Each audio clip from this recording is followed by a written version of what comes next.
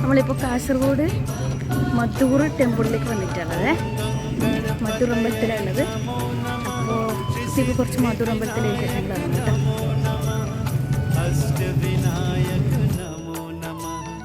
കർണാടക കേരള അതിർത്തിയിലുള്ള ഈ ഗ്രാമത്തിലേക്കുള്ള യാത്ര ചില അത്ഭുതകരമായ ഐതിഹ്യങ്ങളെ നമുക്ക് പരിചയപ്പെടുത്തി തരും. കാസർഗോഡിനടുത്തുള്ള മധൂർ ക്ഷേത്രത്തിലേക്കാണ് നമ്മൾ പോകുന്നത്.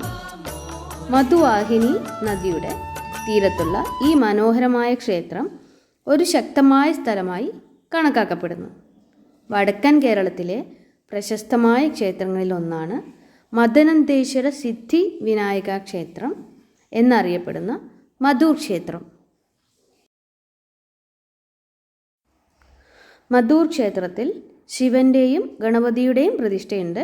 അപ്പോൾ ഗ്രജപ്രിസ്ഥ, അതായത് ആനയുടെ പുറകുവശം പോലെ രീതിയിൽ നിർമ്മിച്ച 3 നിലകളുള്ള കെട്ടിടമാണ് അമ്പലത്തിൻ്റെ പ്രത്യേകതയായിട്ട് വരുന്നത്. മനോഹരമായ വാസ്തുവിദ്യ നിരവധി ആളുകളെ അവിടേക്ക് ആകർഷിക്കുന്നു. ഇവിടെ ഗണപതിക്ക് പ്രാർത്ഥനയ്ക്കിടെ പ്രസിദ്ധമായ പ്രാദേശിക വിഭവമായ അപ്പ സമർപ്പിക്കുന്നു. മൂടപ്പം, അതായത് ഗണേശൻ അപ്പയുടെ വേഷത്തിലാണ് ഇവിടെ പിന്തുടരുന്ന മറ്റൊരു പ്രസിദ്ധമായ ആചാരം. കേരളത്തിലെ പ്രശസ്തമായ ക്ഷേത്രങ്ങളിൽ ഒന്നാണ് മദനന്തേശ്വര സിദ്ധിവിനായക ക്ഷേത്രം. പരമശിവനാണ് പ്രധാന പ്രതിഷ്ഠയെങ്കിലും ഇവിടം ഗണപതി ക്ഷേത്രത്തിന് പേരുകേട്ടതാണ്.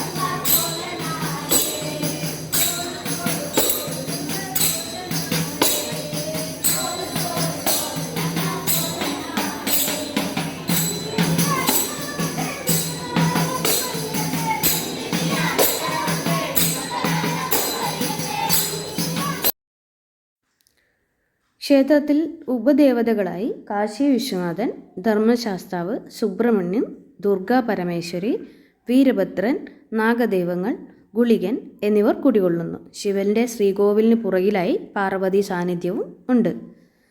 കാസർഗോഡ് ബസ് സ്റ്റാൻഡിൽ നിന്നും 8 കിലോമീറ്ററാണ് മധൂർ ക്ഷേത്രത്തിലേക്കുള്ള ദൂരം എന്ന് പറയുന്നത്. അപ്പോൾ കാസർഗോഡ് ബസ് സ്റ്റാൻഡിൽ നിന്നും പ്രൈവറ്റ് ബസ്സും ഓട്ടോറിക്ഷയും യാത്രാമാർഗമായിട്ട് സ്വീകരിക്കാവുന്നതാണ്. പുരാതന തുളുനാട്ടിലെ 6 ഗണപതി ക്ഷേത്രങ്ങളിൽ ഒന്നാണ് മംഗലാപുരത്തെ ശരവ മഹാഗണപതി, ആനഗുഡയിലെ മഹാഗണപതി, ഹട്ടിയങ്ങാടിയിലെ സിദ്ധിവിനായകൻ, ഇടകുഞ്ചിയിലെ വിദ്യുഗണപതി, ഗോകർണിയിലെ ഗണപതി എന്നിവയാണ് മറ്റ് 5 ക്ഷേത്രം. ഇവിടെ നടക്കുന്ന വിവിധ ഉത്സവങ്ങളിൽ നാനാഭാഗത്തു നിന്നുള്ള ജനങ്ങൾ ഒഴുകിയെത്തും. നിലവിൽ ക്ഷേത്രത്തിൻ്റെ ഭരണം സർക്കാരാണ് നോക്കി നടത്തുന്നത്. വേനൽ അവധിക്കാലത്ത് സംസ്കൃതത്തിൻ്റെ അടിസ്ഥാന കാര്യങ്ങൾ ഉൾക്കൊള്ളുന്ന വേദപാഠങ്ങൾ ക്ഷേത്രം വാഗ്ദാനം ചെയ്യുന്നു. ക്ഷേത്ര അധികാരികളാണ് മറ്റുള്ളവർക്കുള്ള താമസവും ഭക്ഷണവും ഒരുക്കുന്നത്. രാവിലെയും ഉച്ചയ്ക്കും ഭക്ഷണം അവിടെ ടോക്കൺ അവൈലബിൾ ആണ്. ഇവിടെ വാസ്തുവിദ്യയിൽ താഴത്തെ പാളിയിലെ ഭിത്തികളിൽ ഗണപതിയുടെ വിവിധ ഭാവങ്ങളിലുള്ള സങ്കീർണമായ തടിക്കൊത്തുപണികൾ കാണാൻ കഴിയും. രാമായണത്തിലെ രംഗങ്ങൾ ചിത്രീകരിക്കുന്ന മനോഹരമായ തടി കൊത്തുപണികളും ഇവിടെ കാണാം. വിശാലമായ ഗോപുരങ്ങൾ ഭക്തർക്ക് വിശ്രമിക്കാനും ഗണപതിയുടെ സാന്നിധ്യം ആസ്വദിക്കാനും നല്ല അന്തരീക്ഷം നൽകുന്നു. ഭക്തർ സാധാരണയായി ഉദയാസ്തമന രൂപത്തിൽ മഹാഗണപതിക്ക് പ്രാർത്ഥനകൾ അർപ്പിക്കുന്നു.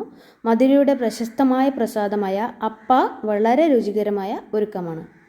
ഇത് ദിവസേന തയ്യാറാക്കുന്നു. പ്രാർത്ഥനകൾ അർപ്പിക്കുന്ന ആർക്കും ഇത് കൗണ്ടറുകളിൽ നിന്നും ലഭിക്കുന്നതാണ്. പ്രത്യേക പൂജകളിൽ സഹസ്രപ്പ, അതായത് 1000 അപ്പം വളരെ പ്രധാനമാണ്. 1000 അപ്പങ്ങളുടെ വഴിപാട് ഇതിൽ ഉൾപ്പെടുന്നു. തുടർന്ന് ഭക്തർക്ക് ഇവയെല്ലാം വീട്ടിലേക്ക് കൊണ്ടുപോകാവുന്നതാണ്. മഹാഗണപതി പ്രതിമയെ അപ്പം കൊണ്ട് മൂടുന്ന മൂടപ്പ സേവയാണ് മറ്റൊരു പ്രത്യേക പൂജ. അപ്പോൾ എല്ലാവർക്കും പ്രസാദം വീട്ടിലേക്ക് കൊണ്ടുപോകാവുന്നതാണ്. ഗണേശ ചതുർത്ഥിയും മധുരഭേദിയുമാണ് ക്ഷേത്രത്തിലെ ഏറ്റവും തിരക്ക് അനുഭവപ്പെടുന്ന ദിവസങ്ങൾ. എല്ലാ പ്രധാന ഉത്സവങ്ങളിലും ക്ഷേത്രത്തിൽ പ്രത്യേക പൂജകളും നടത്താറുണ്ട്. അപ്പോൾ മധൂർ ക്ഷേത്രത്തിലെ യാത്രാവിവരണം ഇവിടെ അവസാനിക്കുന്നു. അപ്പോൾ മറ്റൊരു യാത്രാവിവരണമായിട്ട് അടുത്ത വീഡിയോയിൽ കാണാം. അപ്പോൾ എല്ലാവർക്കും ഭഗവാന്റെ അനുഗ്രഹം ഉണ്ടാവട്ടെ എന്ന് പ്രാർത്ഥിച്ചുകൊള്ളുന്നു. നമസ്കാരം.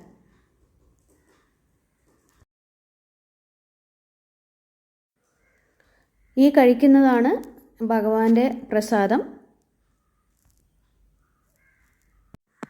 ഇതും കഴിച്ച് ഉച്ചഭക്ഷണവും കഴിച്ചാണ് ഞങ്ങൾ വീട്ടിലേക്ക് മടങ്ങിയത്.